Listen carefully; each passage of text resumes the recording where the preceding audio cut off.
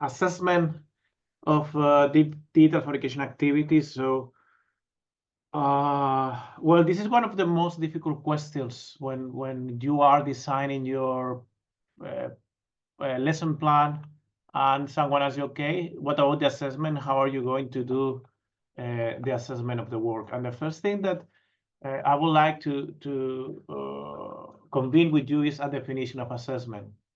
So what is assessment? Assessment is a systematic process of documenting and analyzing information about the students' knowledge, skills, and abilities that it will enable enhancing the learning. So basically what we are doing is measuring how students are assimilating the content or how the students are acquiring the skills that they are supposed to acquire during our classes or our lessons. And why assessment is important? It's not only because we need to compare students and we need to classify students. Actually, unfortunately, this is something that is happening all around the globe, but perhaps it's not the most important reason of assessment. It's not important either for in some part of the world there is a lot of pressure. So schools, they have students with very high grade and so on. But what does this high grade means? It depends. So the important thing of assessment is that enables learning, or it will facilitate, it will help in the learning process. So the first thing is invaluable feedback for teachers and students. So it will help teachers to check what is the status of the students, and it will give the possibility for adjust the instructional methods. And the second thing for students, it will help to reflect on their own learning, and they can even know if they are achieving the goals or not. Regarding to the teacher, it's also important for guiding instructional strategies. So it will help to tailor teaching approach to meet the diverse, and it is connected to what Xavi has mentioned before. So the diverse learning needs effectively. Each kid, they will need different approach. Each class would need a different approach. So assessing the work that you are doing, assessing how the kids are evolving is important in order to be able to modify the instructional strategies if needed. And then, of course, we are tracking students' advancement towards learning goals. So we are monitoring students. And then when we are discussing about assessment, it's important to have an alignment between these three components: learning outcomes, assessment, and learning activities. So basically, the learning outcomes is what we want that the kids learn, or what are the skills that we want that the students acquire. The learning activities is the process. How are they going to acquire this learning outcome? And there's the assessment part, is where we are going to monitor if they are achieving or not these goals.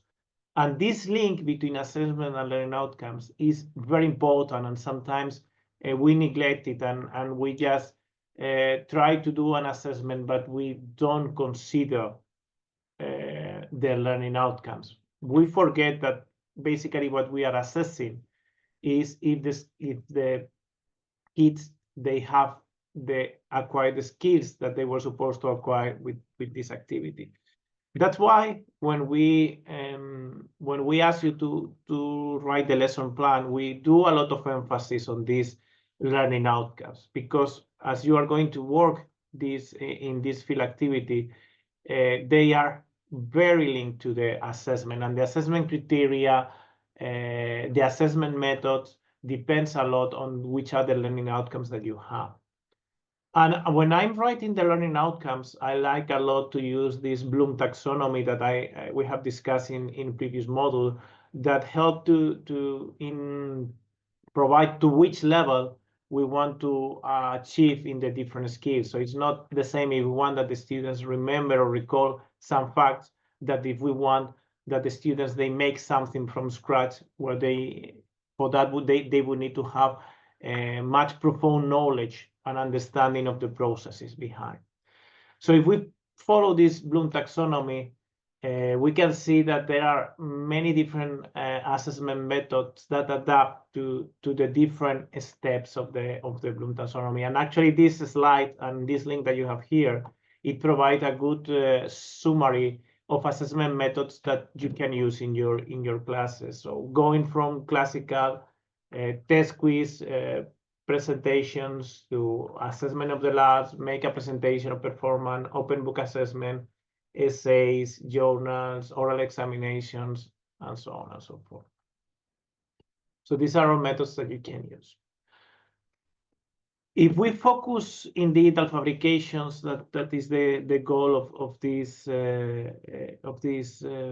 training, we need to ask, okay, and this is something that I have been asked by many teachers, what do we need to assess and how are we going to do the assessment? I mean, assessment maths, many times teachers are used, okay, I'm going to have an exam where I'm going to ask some questions and I can check if they are able to know what is the how to make a root square or how to find a smaller divisor or whatever. But when we are working with digital fabrication, what should we measure?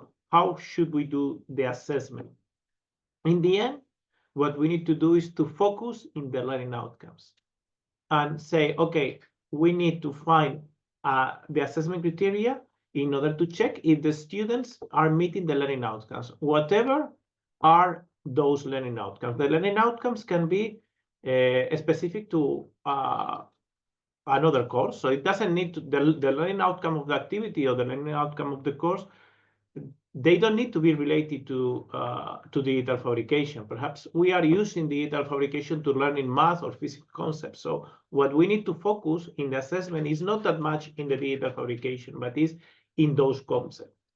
If we are assessing horizontal competences, so if the goal is that we check if the students are able to collaborate or if they are creative or if they are able to have critical thinking, then we don't need to check how well they did the final product or how well they build this object, but we need to, the assessment should focus in checking if they achieve these horizontal competencies. Sometimes what we want to focus or the learning goals or the learning outcomes is the use of the tools, machine, and process that are in FabLab. In that case, yes, the assessments should be focused in digital fabrication.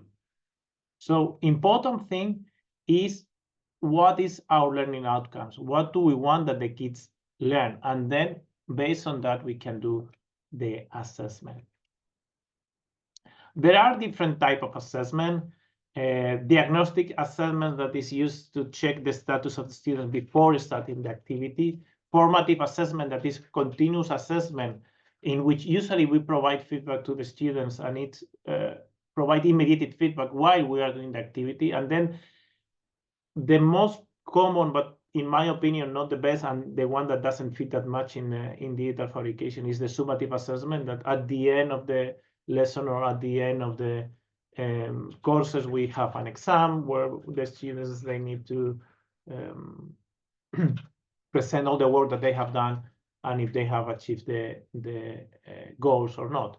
But if we want that the student participate also in the learning and they are aware of how they are learning, how they are performing, it's important this formative assessment. We should not forget to have continuous assessment of the students during the activity.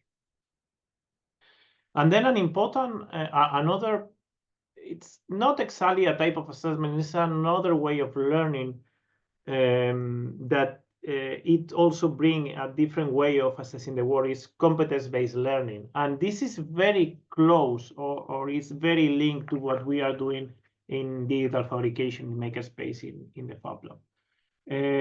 What we are aiming with competence learning is we are focusing in development and demonstrating specific skills. So the idea is that the students should be able to demonstrate if they have achieved one skill or not. And many times we give the freedom of students to show how they can demonstrate these skills. I will give you some examples later. The advantage of competence, or not advantage, but the what makes competence-based learning different from other learning methodologies is that focus on outcomes. it's usually personalized learning paths. So each student, they reach this competence in a different way. Assessment driven, so it's important to provide constant feedback to students. Real world relevance, so we are discussing about competencies that are relevant for the development of the student. Continuous feedback, self-directed learning, and then also very important, flexibility. In the end, we have to achieve a set of competence, a set of skills, and how we achieve it, well, we can be flexible. Two examples. If some of you have been doing FAB Academy, you know that each week you need to show some specific skills. So, for example, there is 1 week that you need to learn how to 3D scan and printing. So this would be the competence. And in order to demonstrate this competence, you should be able to identify the advantage and limitation of 3D printing, apply design methods and production process to show your understanding of 3D printing, and demonstrate how scanning technology can be used to digitalize objects. So in order to acquire this competence, this 3D scanning and printing, you need to go through all these steps. And then on the left, you have an example also from a pedagogical course that we are running here in Oulu. And you see on the left, which are the main competence that you have to reach in this course. There are different competence in different courses. For example, one of the competences is you understand the principles, practice, and forms of guidance in vocational education or higher education. And then here are these competence developed. So what you need to do in order to acquire this competence. You understand the principle of guidance, you look at the application of guidance, practice, and forms, you will use your experience, scientific literature, and other reliable sources of information in your reflection. When you are able that you have done all these, you are supposed to acquire or you are supposed to master this competence, so you can move to the next one. So this is a little bit, I think that competence-based learning and competence assessment is something that is not a hot topic in schools, but when we are talking about maker spaces, it would be interesting that you explore a little bit what is this competence-based learning and how you can organize your sessions using this competence-based learning. Regarding writing the assessment, one of the things that you need to do is to check. How can you check if the kids they achieve the goals? So you need to write what is called the rubric. The rubric are tools used to assess student performance by providing clear criteria and expectation for an assignment, project, or skill demonstration. Actually, when we in the field activity, when we write what are the goals of the field activity and what you should learn, we are writing a rubric. And in each rubric, you should see at least 3 elements. The first one is the criteria. So what is being assessed. The second one, and this is not something that it has to be always, the performance level is the level of achievement. If you are in the process of learning, you more or less master the topic, or you absolutely master the topic. And then descriptor, what the performance looks like. For example, here we have that in order to, we want to assess creativity and innovation, so we need to check all these factors. I can explain why we are doing the project. I can think of ideas for what to make or do in the project. I can help pick the best idea. I can help improve our idea. So when I need to acquire all these skills in order to handle this creativity and innovation. Actually, in this link, you can find a few examples of rubrics. I have added the link also in the website. And there are, I think that I have added rubrics for 4 or 5 different horizontal competencies. I will try, or we will try to add rubrics more focused on digital fabrication, so you can have some ideas on rubrics that has been built before for assess activities using digital fabrication. how to assess the performance of the students? There are many different ways. I have shown you a big list in a table before when I presented the Bloom taxonomy, but let's see if we are focusing in digital fabrication and STEAM activities, what can we assess? So one of the things is ask students to do a presentation where they need to explain what is the current status of the project. So for example, if you are building something that it is in various in different steps, perhaps after each step, we can ask them to do a presentation and we can provide feedback. And then final, it could be also a final presentation. When we ask a presentation, we can ask them, give some guidelines on how they can do it. Even sometimes I have seen that you give which are the slides, which are the topics that they need to cover. So it's a structure.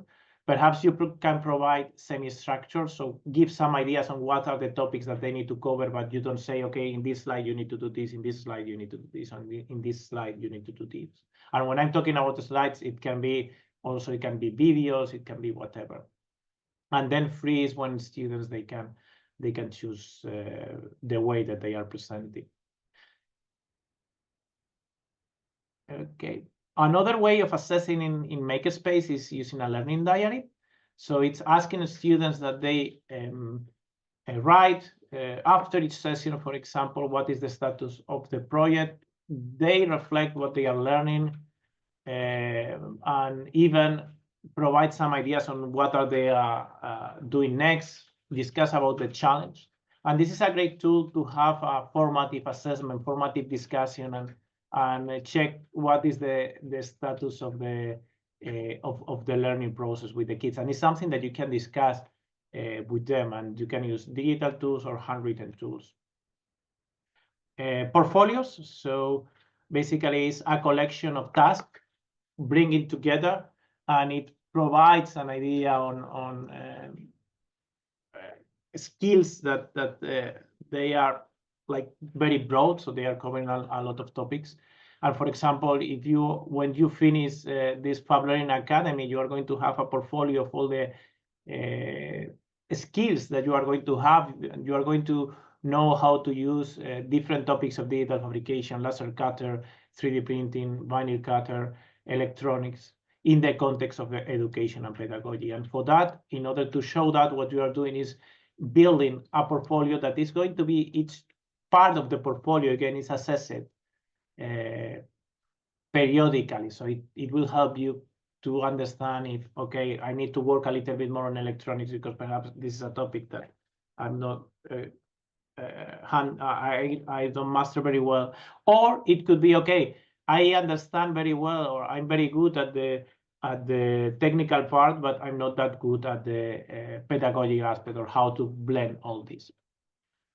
Final project, this is something that, well, is close, or is a mix between the portfolio and the presentation in the end. Usually when you have a final project, you want to do a presentation showing everything that you have done.